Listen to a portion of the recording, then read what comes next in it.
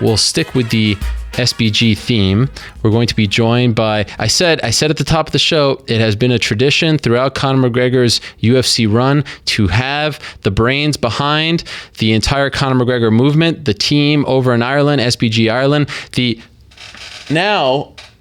there it is, well-respected author, the coach, the Don, John Kavanagh himself. Prior to UFC 196, we couldn't make it happen due to travel reasons, but now we have corrected that, and he is joining us via the magic of Skype. There he is, the familiar face himself, John Kavanagh on the show. John, how are you? I'm very good, Ariel. Nice to be speaking to you. Yes. I was worried for a second. You were traveling back and forth, but here we are. The tradition is back. This is a sign of good things to come. I make mistakes, but I don't repeat them, so I wasn't going to skip again. Thank you very much for that. By the way, you were in Vegas for a while, and then you went back to Ireland. That's where you are right now. Why did you go back only to have to travel back to Las Vegas? Why did you do that? So traditionally, we have the SBG European training camp on the second weekend of August. We've done it for the last 10 or 11 years. And so it's been booked since January. And when 200 was announced, I thought it was perfect. You know, Conor's big fight would be out of the way, and then August is kind of quiet. And then it got changed obviously to August 20th. And like I said, the SBG European training camp is always the second weekend. So I told Conor this was going to happen, and we've done 18 weeks together now, and for the last 2 weeks it was going to be a taper down anyway. So I just nipped home for a couple of days. I just had to finishing up the weekend training camp. I also had a small show I was promoting here, Wimp to Warrior, a kind of a body physical and mental transformation where guys got to fight. So it was all happening last Saturday night. The show, and then over the weekend was the training camp. So that's all done and dusted now. I'm in my office here now. Orla's across from me, and we're just packing up here, and we're getting ready to travel back to Vegas first thing in the morning. Back to the circus you go. How did Wimp to Warrior? I've been seeing it on your Instagram over the last few weeks, seeing all the young people training. How did it go on Saturday? It was absolutely phenomenal. Blew me away. Wasn't too sure what to expect on the night, but my God, everybody really brought it. They all, certainly no wimps were left, a bunch of warriors, and we had some really cracking contests, considering the guys have been training only 5 months, some really good skills. But more than that was just the heart that they displayed. And I was so proud of everybody, and I'm looking forward to doing another season of it. All right. As I mentioned, you have a book out, tremendous. It's called Win or Learn. There it is right there. And what's interesting about it came out in June or so. It would have timed very nicely with 200, but not that big of a deal, when you consider everything that happened. You mentioned this line after Conor lost at 196. Was this always going to be the title? Is this something that you've been saying throughout your career as a coach, and it just sort of happened to, because when I think of Win or Learn, I think of 196 and what both of you were saying after that fight, and it coincides perfectly. Has this been a credo of yours throughout your career as a coach? So the publishers actually wanted to call it Out of the Cage. Was the most ridiculous name. No. And it's a big publishing company, and we had a bit of a battle back and forth. They said they know what they're doing, and this worked well with focus groups and everything. And I said, look, you can keep the book. I'm not writing a book called Out of the Cage. And then they asked what would I like to call it, and I Win or Learn has been a bit of a catchphrase that I've used my whole coaching career. From being in the gym, with jiu-jitsu, every time you roll, there's a loss, if you want to say. Someone gets tapped out, but that's a learning process. You actually can't get to a good level in jiu-jitsu without losing millions of times. So I guess with the book launching just after the most famous fighter out of SBG had a loss, and when people got to see how he dealt with it in the immediate aftermath, and now they'll get to see how he dealt with it in the months following it, and the sort of training we've done and the learning we've done from that stumble. We'll prove the book title is not just a catchy phrase. Yeah, so it's interesting because obviously you didn't win that night, but it seems like you guys have learned a lot, especially as a coach, because Conor and even Artem right before you just said things are completely different this time around. There's a structure to the training camp. They're training for specific opponents. This is very even like how they're eating, all that stuff. My question is, why weren't you guys doing this in the past? Why? I mean, it doesn't sound like you're reinventing the wheel here. So why have you completely changed things in this direction for this event? Well, that was specific to Conor's training camps. Like each fighter has his own personality, and I'll model the training camp based around their personality. Some fighters you can tell them what to do and set down a certain schedule. Some you can't. And with Conor, he had his way of doing things, and it's hard to argue with somebody that's going out knocking out legends in 13 seconds. And so his system was working very well for him, but it obviously didn't in the last fight. So we said, look, the definition of insanity is doing the same thing but expecting different results. So we wanted to change things up. I'm lucky that I have a good friend for a long time. He's actually the guy behind the camera of Mac Life, and he's an ex-professional cyclist. And I like I said, I know him very well. I reached out to him and his teammate from back in the day, who is now a doctor. There's not much they don't know about human performance, because being a cyclist, it's not the most technically demanding sport, as compared to, say, mixed martial arts. I'm sure we're going to get loads of tweets about the different cycling techniques. But in general, there's not a lot to it other than having a huge engine. It's about your VO2, and it's about your heart, your cardiovascular system. So they know how to make a machine. And that's what we've spent the last 17, 18 weeks doing, is upgrading Conor's engine. Now it's a supercharged 800 horsepower, 5-liter American muscle car type engine. And then on top of that, of course, we've been working on some of the technical areas. And what we do every training camp is try to get better at all areas. I got a lot of tweets there. How much time are we doing on jiu-jitsu? But the same as we've always been doing, because we're all. I was just thinking, we did a 6-day training cycle, and of the 6 days, only one did not involve jiu-jitsu or grappling, because only one was a boxing day. But every other day has grappling in it, jiu-jitsu, striking. We're always training.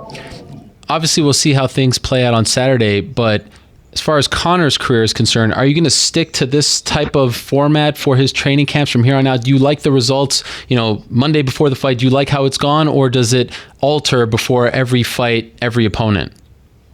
Yeah, so this is 100% the way forward from now. It would have always been my personal choice and approach. I'm kind of like that. I like structure. I like order. I like to know what I'm doing. Conor's more of a sort of a free-flowing, artistic type of personality. I know as well, I remember back in the day watching the Mayweather, how he trained, and sometimes he'd wake up at 2 a.m. and call a few guys and go for a run and then hit pads. But like I said, bringing in this performance specialist and explaining, your hormone levels at different times of the day. There's a reason why Olympic records are usually broken around about 3 p.m. in the day, as opposed to 2 in the morning. So a lot of simple things that were being overlooked, and I'll hold my hand up to that. I didn't come from like a sports science background. I came from an engineer, and I was always obsessed with the technique of martial art. But I'm learning about the weight cutting side of things. I'm learning about the performance side of things. But we've outsourced that. We subcontracted it. We brought in a specialist, and I've learned probably more in the last 18 weeks than I learned in the last 18 years of training. So not only does Conor benefit from that, I benefit from it, and the next wave of SBG fighters will all benefit from this. So I've said it before, but I'll say it again, that I truly believe that March 5th, that loss, in retrospect, in a few years' time, will be seen to be a turning point for the better, and probably the most positive thing that's happened to the team as a whole. Did you have a heart-to-heart with Conor at any point after that fight? Did you sit down, just you and him? It all started with just you and him. No entourage, no trainers, no nothing, no celebrity. Did you ever sit down with him after 196 and say, look, if we're going to do this again, if we're going to get this fight again, if we're going to show the world that we're the best, we need to change this, and that? Did that conversation ever happen between just you two? 100%. It happened the night of the loss. Oh wow! We were about 2 or 3 hours together on the night of the loss, just talking about it. In truth, with a few drinks in our hands in the corner of a nightclub. But that was the beginning of it, and then of course we did from then on. And I, like I said, I had this friend Colin Byrne, and I reached out to him, and I told Conor, this is something I believe we have to do. We have to change things up, and in fairness to him, he 100% embraced it. And I was kind of surprised that these guys were able to get him out of bed early in the morning and get him following this routine. But once he got into it, Conor has this mentality. He can be sometimes hard to get onto something, but when he's on it, he's obsessed about it. He's absolutely obsessive. Now he's even more about structure than I am. So it's been fantastic. You said, I believe it was in an article last week on the 42.ie, you do these sort of journals from time to time for them, especially revolving the big fights. You said that your reputation is at stake here in this fight. That's a lot of pressure to put on yourself. Do you truly believe that? Yes, I do. I think this has been not everybody would have had the opportunity to do what we've done, in that Conor, obviously because of his position in the UFC and his status, was able to get the rematch right away. Yeah. And we've had plenty of time to train for this. That's all I've really done since March 5th. This has been an obsession for both of us.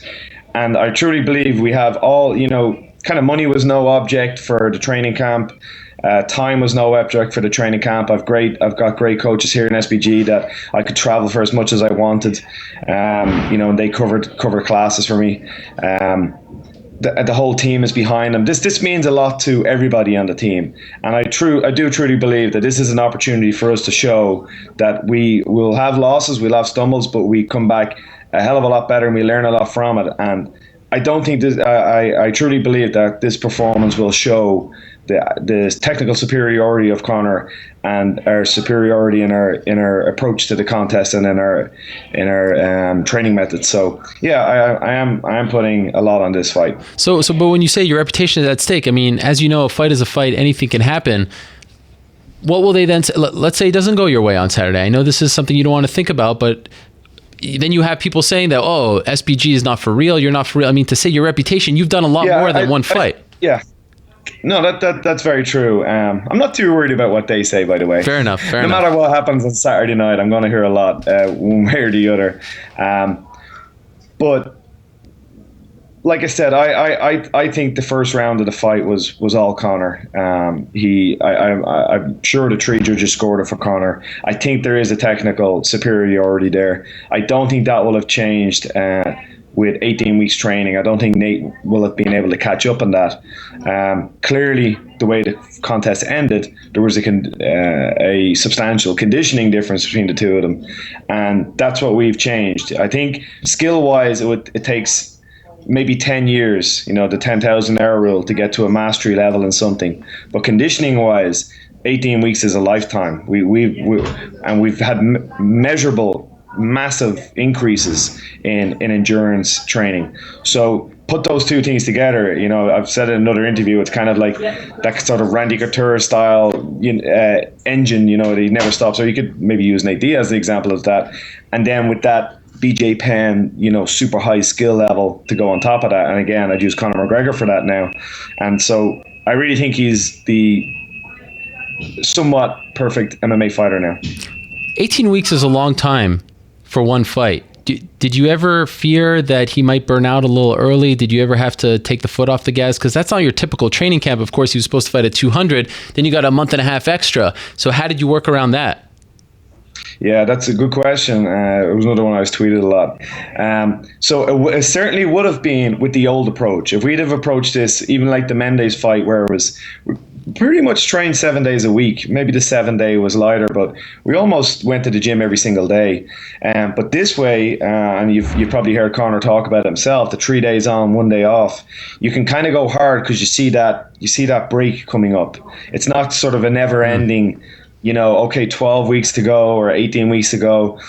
This is how I'd like to keep Conor training year round, to be honest. I don't see any reason why not to continue this in this sort of cycle, which matches are sort of, like I said, this kind of hormonal cycle we go through weekly and monthly anyway. So with this approach, we were able to do an extended training camp because it was 3 days on, 1 day off, 3 weeks on, 1 week active rest week. So we were kind of, if you imagine like sawtooth on a saw, you know, kind of like jagged. Yeah. We were constantly kind of working our way up with little back steps, little breaks. And now here we are, where it'll have been I think 20 weeks altogether by the time he steps in there. But speaking to him yesterday, the tapering down process has begun already, and the last cycle was particularly tough, and it was expected. The performance coach said to expect this, that by the end of it you're going to be weary and sore and tired and, you know, a bit kind of done. But that's the idea, because then we go into the 2-week tapering phase. We're 1 week into that, and speaking to them yesterday with having George Lockhart out there as well, you know, making sure the right food is going in, and he is absolutely buzzing. I've never seen him like this.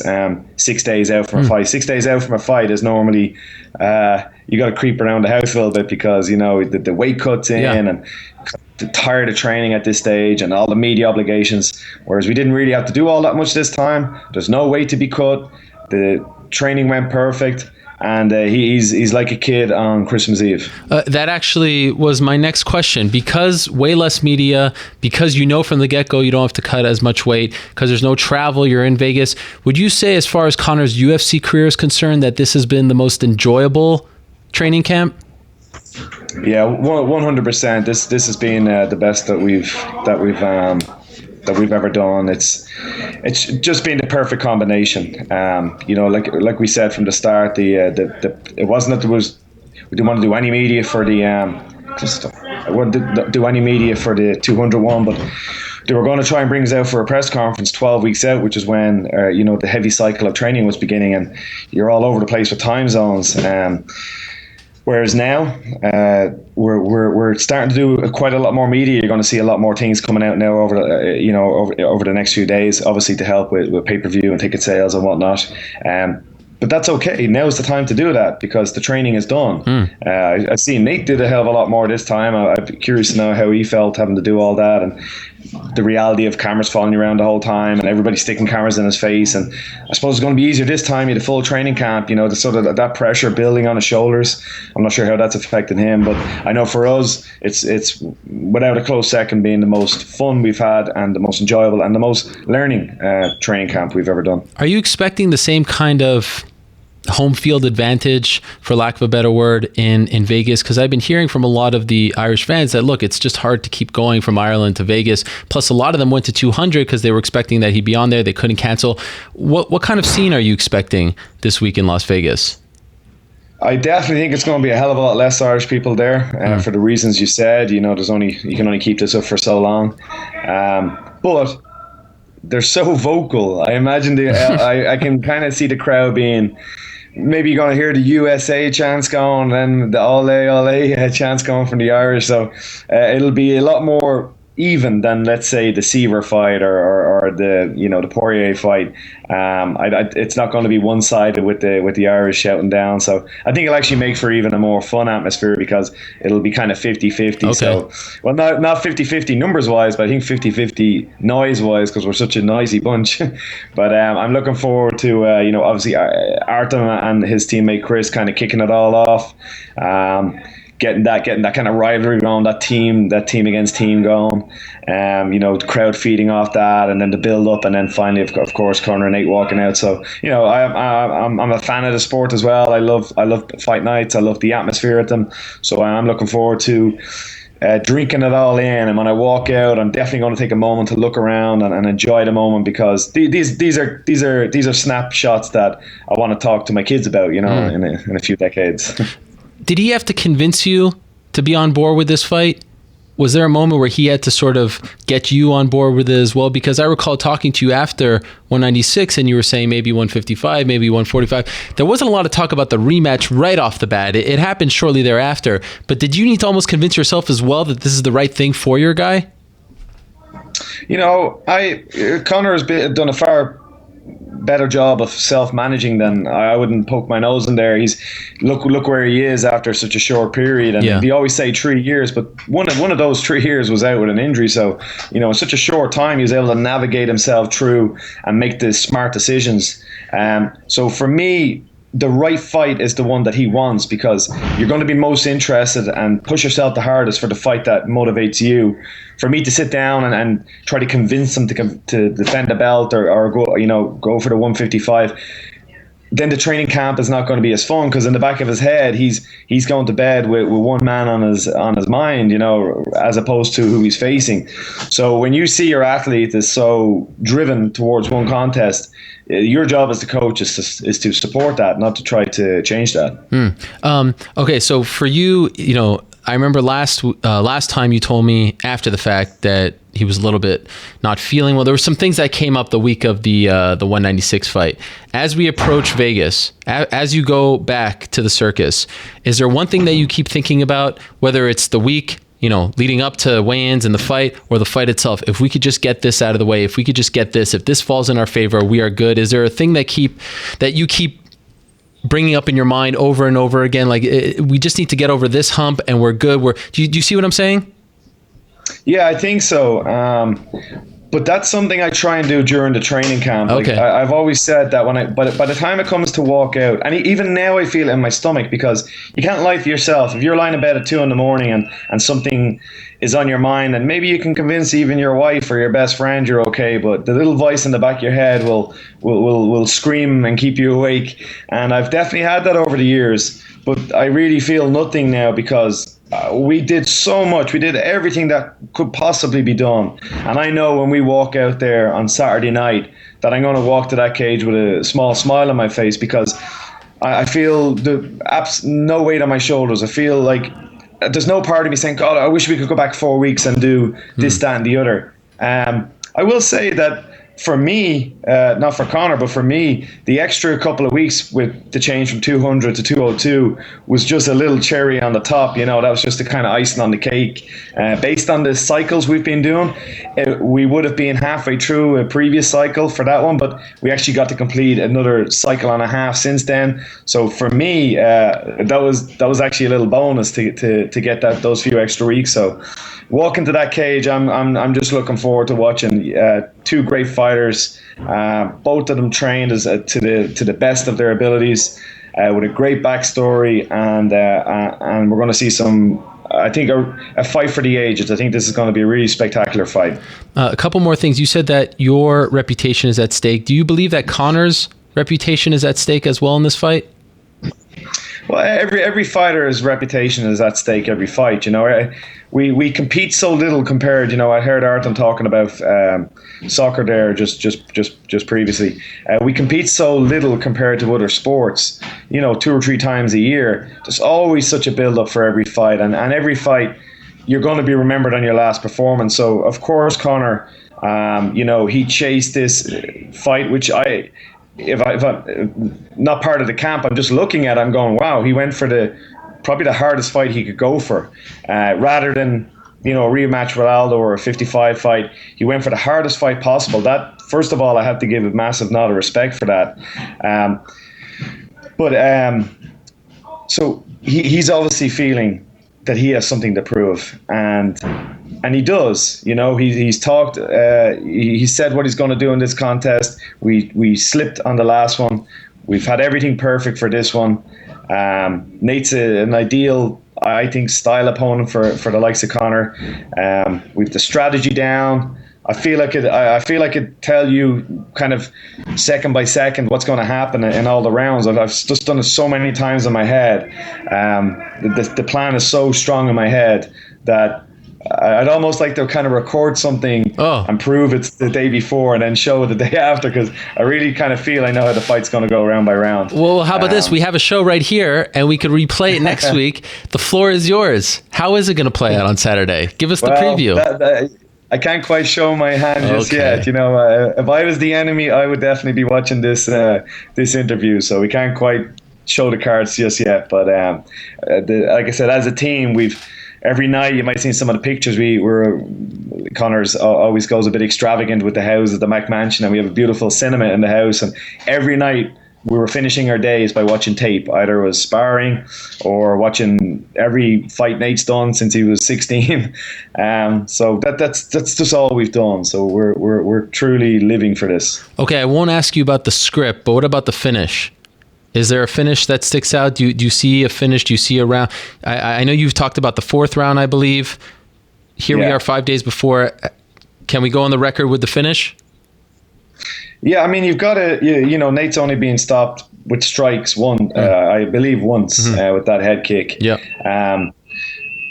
It's, Conor, me and Conor sort of have a little mini bet going. He's saying 2, I'm saying 4. I guess we'll find out. But I just think Nate's number, if you were to have like, those kind of baseball cards or cards where you list different skills, definitely his 10 is ability to take punishment.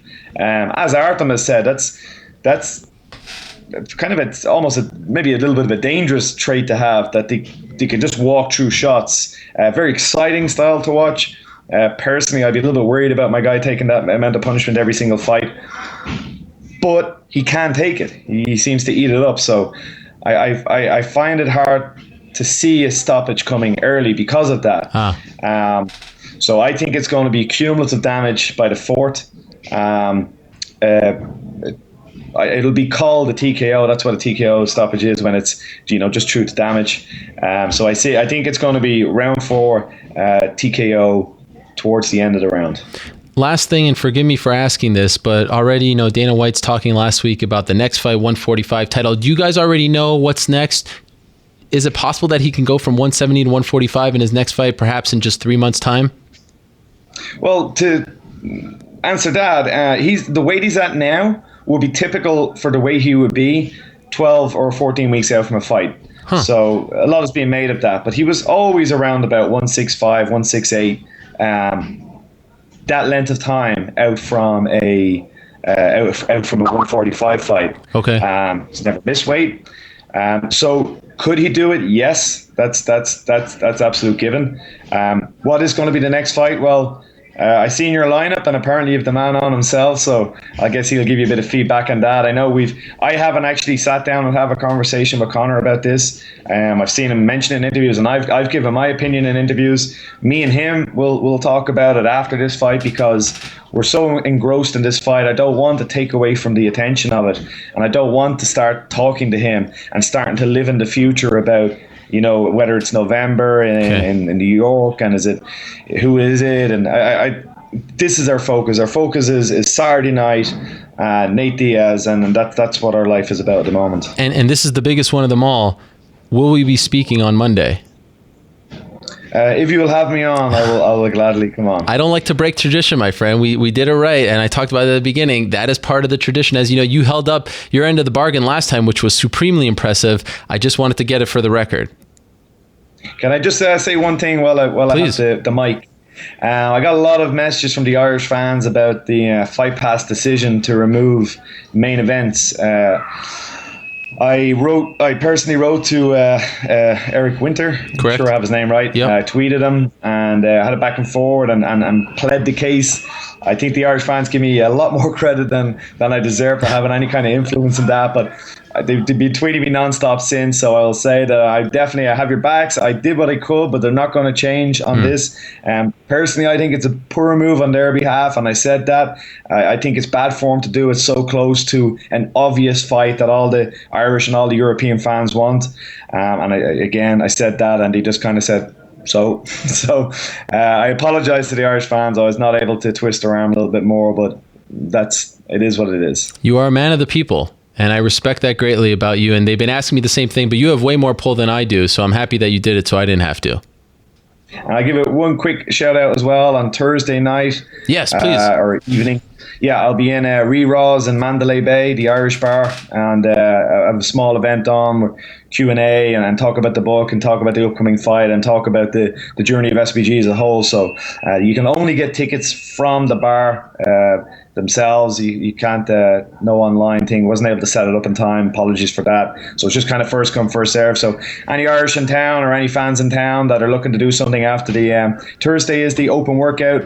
So we're going to go do the open workout and go straight from there to Re-Raws and have a bit of fun with the fans, have a bit of back and forth, a bit of chat. And then we're staying in the Red Rock the Thursday night for the weigh-ins Friday morning. A bit of a crack, if you will.